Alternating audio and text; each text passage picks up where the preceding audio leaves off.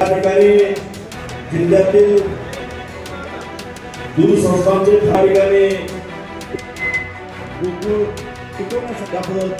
राष्ट्रीय शाहू शेतकरी संविचार आघाडीच्या वतीने आपलं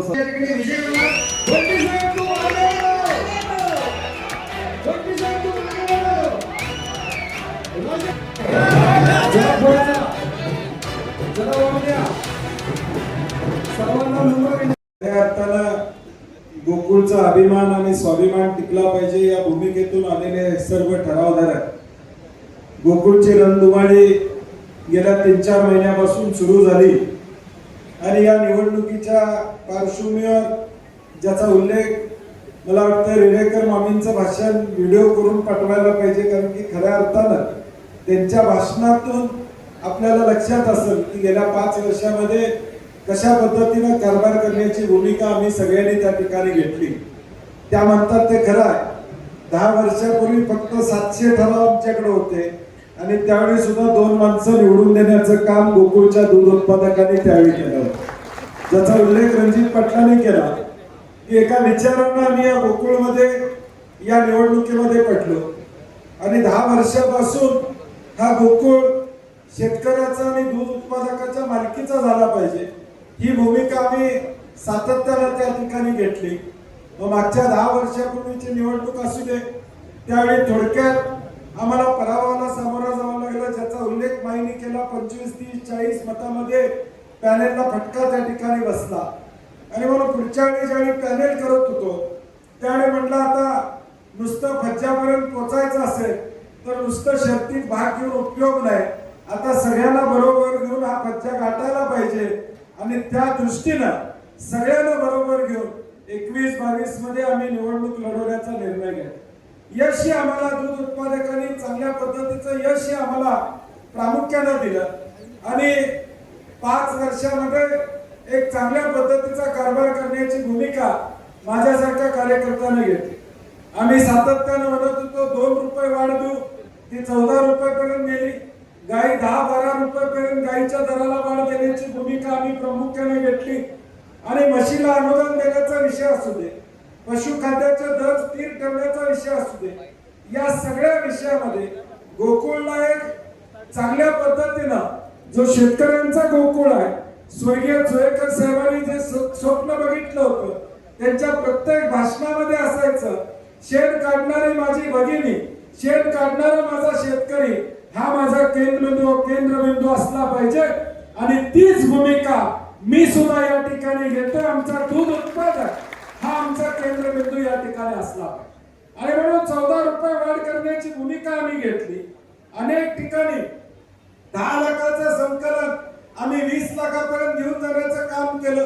गोकुळ वाढला पाहिजे ही भूमिका घेत असताना दूध उत्पादकाला 4 पैसे मिळाले पाहिजेत, खर्च कमी झाला पाहिजे ही भूमिका आम्ही सातत्याने त्या ठिकाणी घेतो.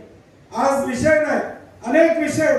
उद्या जाहीरनामा निघेल त्यावेळी तुम्हाला जाहीरनाम्यामध्ये आम्ही निश्चितपणे सांगू की आमची सत्ता आल्यानंतर निश्चितपणे कुठल्या पद्धतीनं दूध उत्पादकाला म्हैस, ज्याच्या घरामध्ये म्हैस आहे, ज्याच्या घरामध्ये गाई आहे, त्याला काय आम्ही देणार आहोत हे निश्चितपणे आम्ही जाहीर करू.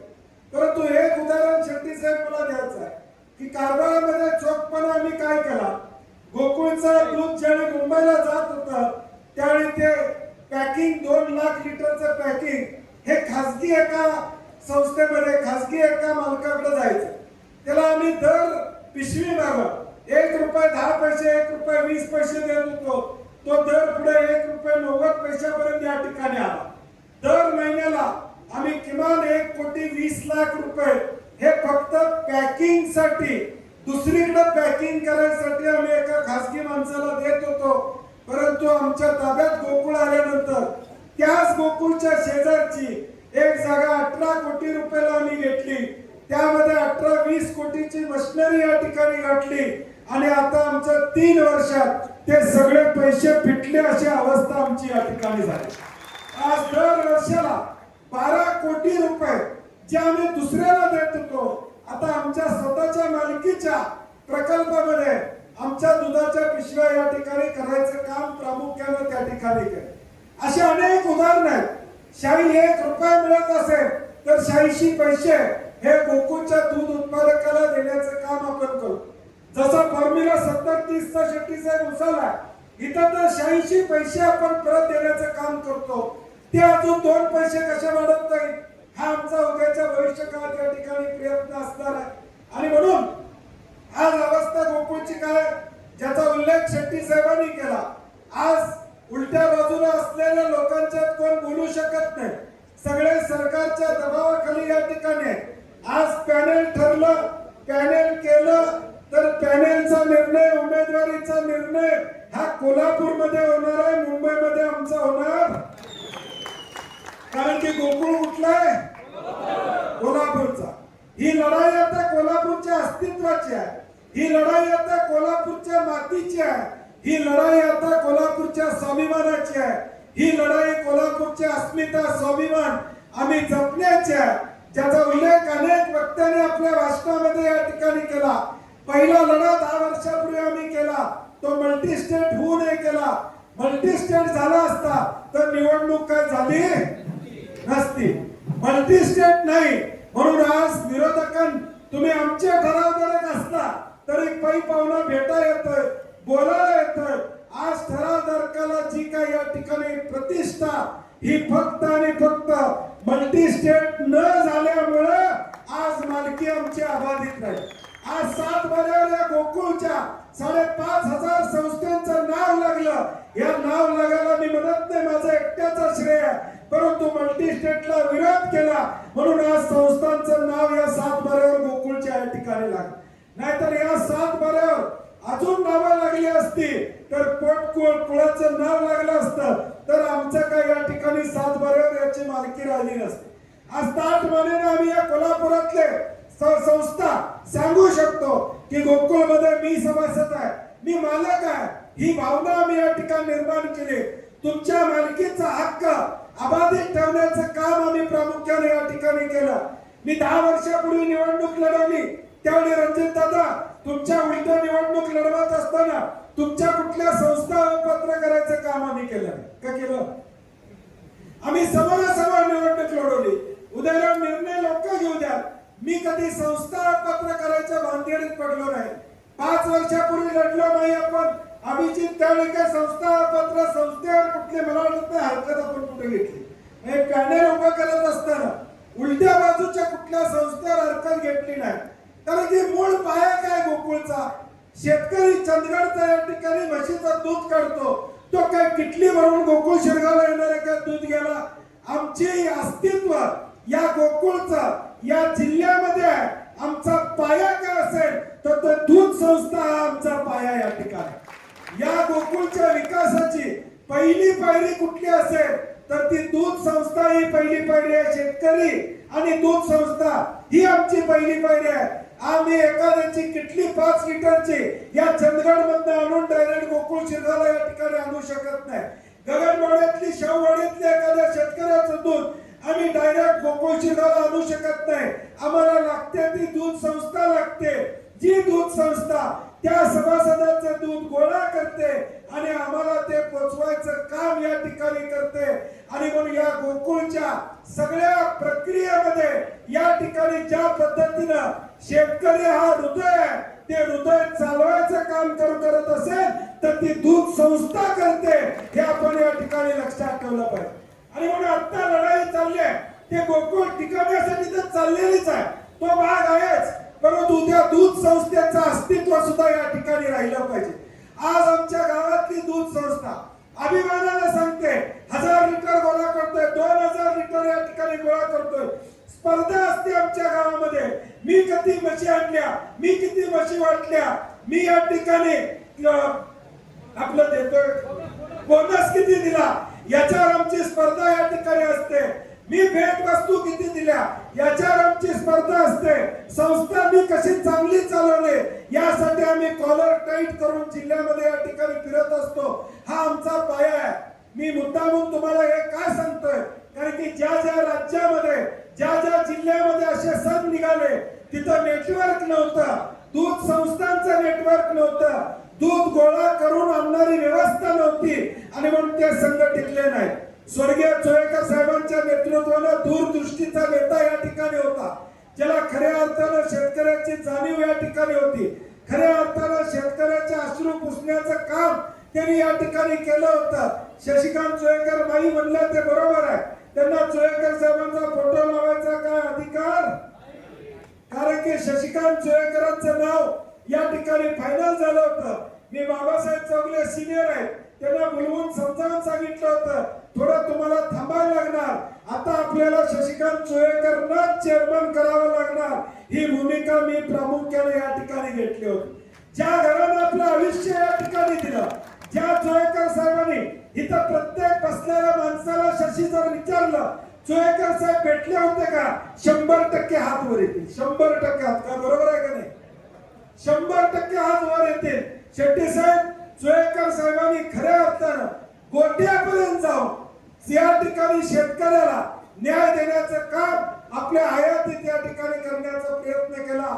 आणि म्हणून आज त्या नेतृत्वाला स्मरून आम्हाला उद्याचा कारभार या ठिकाणी करायचा.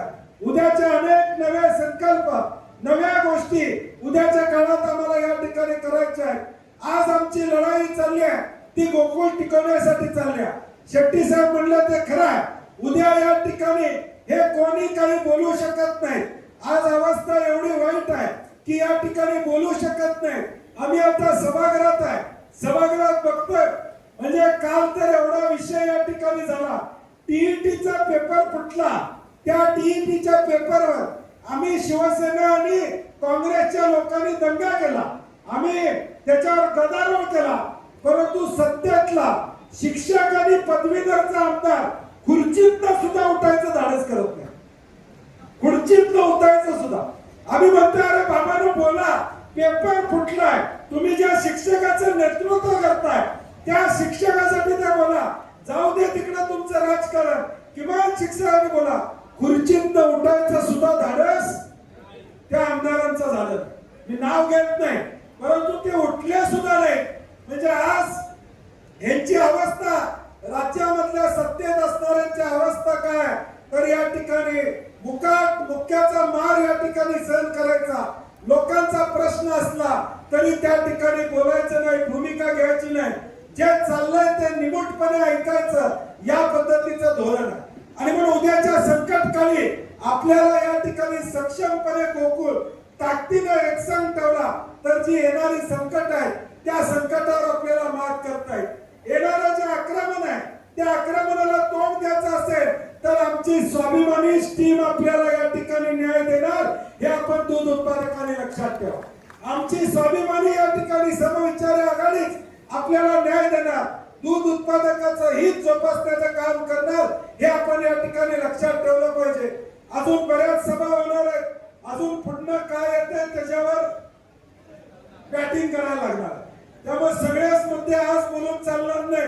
कुठनं बॉल कसा येतोय, काय बोलतात त्याच्यावर आपण करू. महिना 2 महिने आपल्याला, माझी आता आपल्याला कळकळीची विनंती, आमची लढाई आता इथं ठराव दाखवायचे.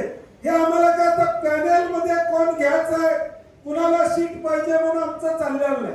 आमचं ठराव चालल्यात काय तर गोकुळ टिकवायसाठी, गोकुळ वाचवायसाठी. आता तिकडचा हिशोब बघितला तर मगाशी कुणी ते सांगितलं 7,000 8,000 वर आता ठराव जातील अशी अवस्था साधारणपणे या ठिकाणी झालेली आहे. या सगळ्या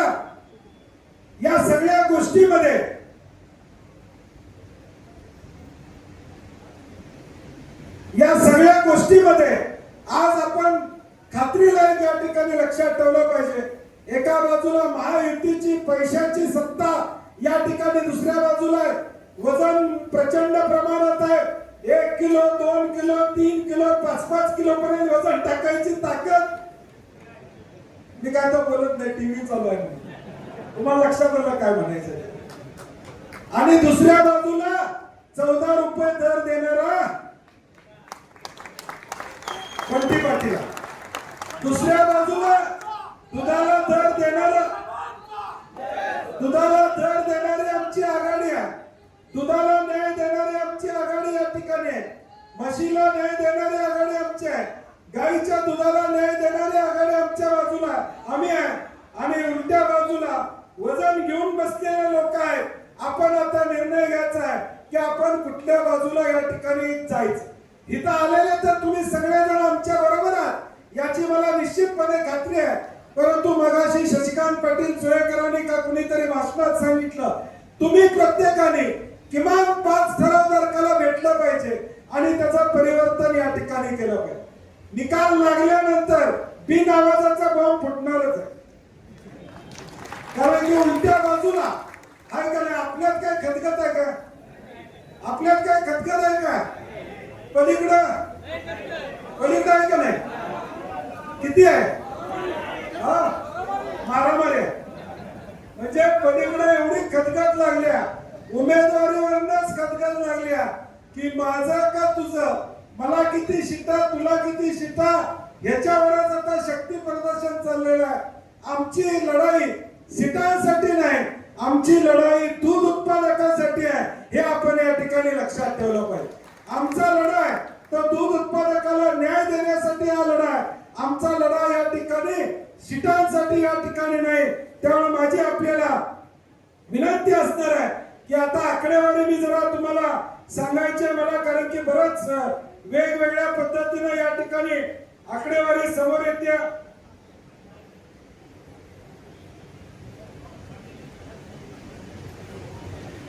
मोठा भाऊ बारका भाऊ ते चालूच आहे. ते काय मिटत नाही, ते देवाभाऊ ठरवतात. ती भाऊकीचा वाद काय असगावकर सर मिटणार नाही. आता एकूण गोकुळचे 5470 म्हणजे ठराव त्या ठिकाणी, त्यातले 644 अपात्रतेने केले. राहिले 4844 ला त्यांनी पत्र पाठवली. त्यात आता आज आणि बातमी आल्या त्यातले 269 परत अपात्र झाले. आज आले ना बातमी, ते पहिल्या 688 मध्ये थोडे 269, राहिला आकडा 4575. हा एकूण आकडा मताला जायचा.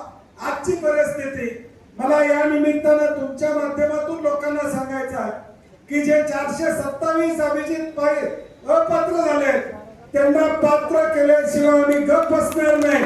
ही सुद्धा भूमिका आम्हाला या ठिकाणी घ्यावी. जे अपात्र झाले त्यांना सुद्धा पात्र करण्याची भूमिका आमची निश्चितपणे या ठिकाणी राहणार आहे. हे गोकुळचे ठराव ज्यावेळी द्यायचं झालं डोंगरे साहेब, त्यावेळी आपण सगळ्यांना तुम्हाला निरोप दिले. तुम्ही फोन करून विचारत होता मला शक्ती प्रदर्शन करायचंय का, एकत्र जायचंय का. त्यावेळी आमचं ठरलं नव्हतं शेट्टी साहेब शक्ती प्रदर्शन करायचं. मी सगळ्यांना सांगितलं जसं येतील तसे तुम्ही ठराव नेऊन द्या. दिलात का नाही? बऱ्याच जणांनी गोळा दिलात का नाही? हात करा. म्हणजे कळलं पाहिजे की बऱ्याच लोकांनी आमचे ठराव दिले. आपण नंतर अचानकपणे राष्ट्रवादीने जाहीर केलं की शक्ती प्रदर्शन करणार. मग आमच्यातले जरा सचिन वरपडे, जीवन पाटील उत्साही ना साहेब, आपलं बी दाखवलं पाहिजे. आपण बी मेळावा घेतला पाहिजे. आपण पण ताकदीने गेलं पाहिजे. अरे म्हणलं लई जणांनी दिल्या आता त्यासनी परत हेरपाटा करायचा का नाही? येतात साहेब. कुठं आज गाडी आम्ही कुणाला दिलेली का? दिल्या गाडी तुम्हाला आम्ही सांगा. एकही गाडी कुठं पाठवलेली नाही.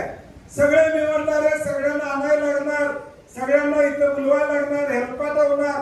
चंदगड मधले पण ठराव गोळा झाले होते, परंतु गोपाळराव पाटील, विक्रम चव्हाण पाटील, संभाजीराव, रामराजे सगळे म्हणले नाही साहेब परत शक्ती प्रदर्शन करूया. आम्ही पुन्हा येतो. चंदगड तर 150 किलोमीटर आहे.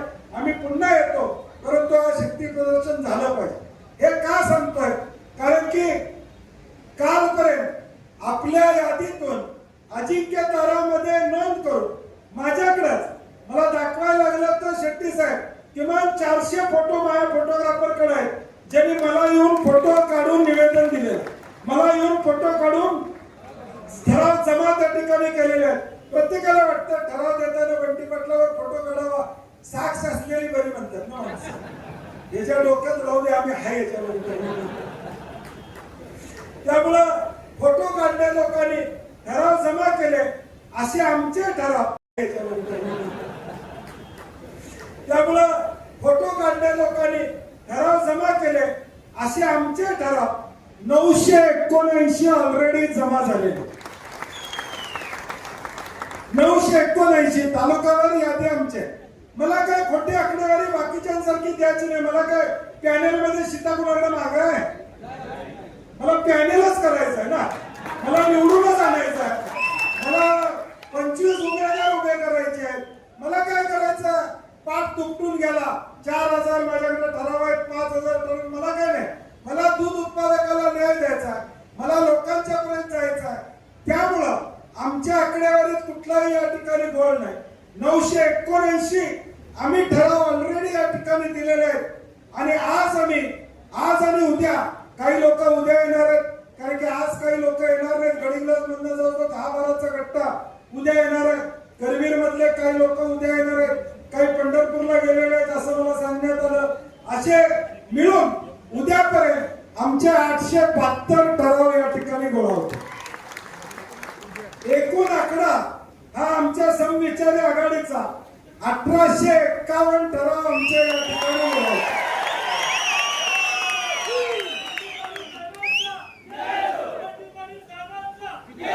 यात काही फरक पडणार नाही. यात काही फरक पडणार नाही. आणि एमआर साहेब म्हणतात तिकडच्या 1800 किती टाकतील मुलास ते आहेच. गाडीत बसतील त्यांच्या आणि कारण की त्यांना सुद्धा माहित आहे. मला तर एवढी लोक खासगीत भेटले, मला आठवण एवढी लोक खासगीत भेटल्यात मला. म्हणजे प्रत्येक जण अशी अवस्था आहे, सगळ्यांना पडते. आमची भूमिका सगळ्यांना पडते. किंवा गोकुळ वाचला पाहिजे, गोकुळ टिकला पाहिजे, ही भूमिका सगळ्यांना पडते. आणि म्हणून आमचा आकडा हा 1851 पर्यंत निश्चितपणे या ठिकाणी पोहोचला. आता त्यांचा आकडा जाहीर झालेला तो 5047 म्हणजे सगळ्या पक्षांनी जो जाहीर केला तो 5047 आणि अधिकृत आकडा येण्याचा काल 5650 आहे. 4650 हा अधिकृत आकडा आणि सगळ्या पक्षांनी दिलेला आकडा हा 5047 या ठिकाणी आकडा आलेला आहे. माझं करवीरचं एक उदाहरण मी देतो. एआर ऑफिसनं 827 या ठिकाणी ठराव पाठवले. 827 पैकी 868 प्राप्त ठराव पाठवले. 868 करवीर मध्ये 827 या ठिकाणी जमा झाले असं म्हणतायत. करवीरवाल्यांनी जर हात करा, दक्षिण आणि करवीर करा लवकर. म्हणजे इथंच आमचे 100-150च्या पुढे करवीर दक्षिण या ठिकाणी आमच्याकडे. म्हणजे आकडेवारी या ठिकाणी काय सांगतोय, आता 132 ठराव गगनबावडा आहे. किती आहे टोटल पात्र? पत्र धरून 132. कालपर्यंत 75 ठराव एआर ऑफिसला गेले. आमचे सुद्धा त्यामध्ये ठराव गेलेले आहेत. आमचे आता ठराव इथं गगनबावड्याचे आलेले हातवर करा. 100च्या खाली आकडा आहे. मी काय सांगतोय आकडेवारी की तुम्हाला सुद्धा विश्वास बसला पाहिजे की ताकदीनं आपण या ठिकाणी निवडणूक लढवणार आहे. चंदगडमध्ये 426 या ठिकाणी पात्र झाले. एआर ऑफिसला 300 आलेले. आमचा आकडा जवळजवळ 190च्या पुढे या ठिकाणी चंदगडचा जातोय. बरोबर आहे का साहेब? म्हणजे आज आमची अवस्था ही बघितली तर आपल्याला लक्षात येईल की 1851 या ठिकाणी आम्ही जे या ठिकाणी सांगितलं त्या पद्धतीने या ठिकाणी आमचं नियोजन या ठिकाणी असणार आहे. आणि म्हणून माझी आपल्या सगळ्यांना कळकळीची विनंती आहे, ही लढाई मी करतोय. मला कुठं गोकुळचा चेअरमन, मला काय टँकर, माझं दूध गोकुळला जाते. मला काय मिळणार? 5 रुपये दर वाढला तर मला बी पैसे दुधाला शेट्टी साहेब तुम्हाला आणि मला मिळणार. त्यामुळं हा घरात कमर उभा करणार.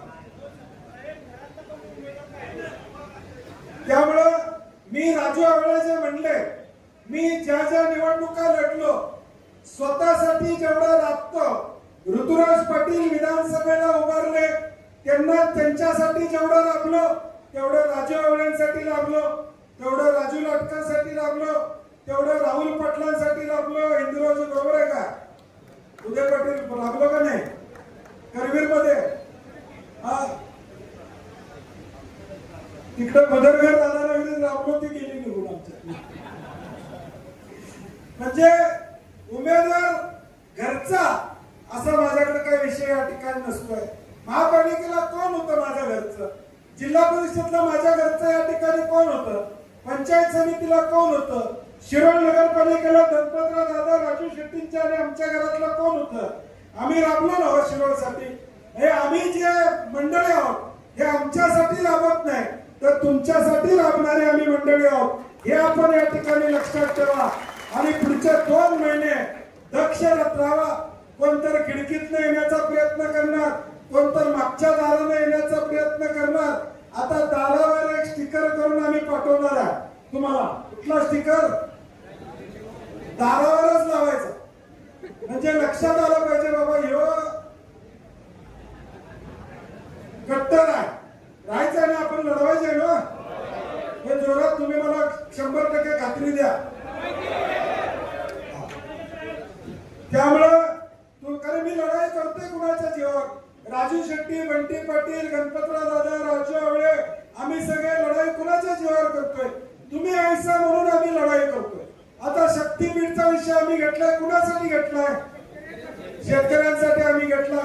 आम्ही लढतोय कुणासाठी? शेतकऱ्यांसाठी या ठिकाणी लढतोय. आमची भूमिका काय? तुमच्यासाठी लढण्याची भूमिका आमची आहे. आणि माझी कळकळीची विनंती आहे की गोकुळ टिकवायचा असेल, गोकुळ तुमच्या मालकीचा, 7 वाऱ्यावर दूध संस्थेचं नाव ठेवायचं असेल तर आपल्या आघाडीचाच विजय झाला पाहिजे. ही भूमिका उद्याच्या भविष्यकाळात आपल्याला या ठिकाणी घ्यावी लागेल एवढी विनंती करतो. मी प्रशासनाला सहकार्य करणारा माणूस आहे. प्रशासनावर दबाव आणणारा माणूस नसल्यामुळं माझी कार्यकर्त्यांना विनंती आहे. आता इथनं चालत आपण जायचं आहे. ठरावदारक जे असतील तेच फक्त गेटच्या आत जातील. बाकी कुणी गेटच्या आत गोंधळ करायचा.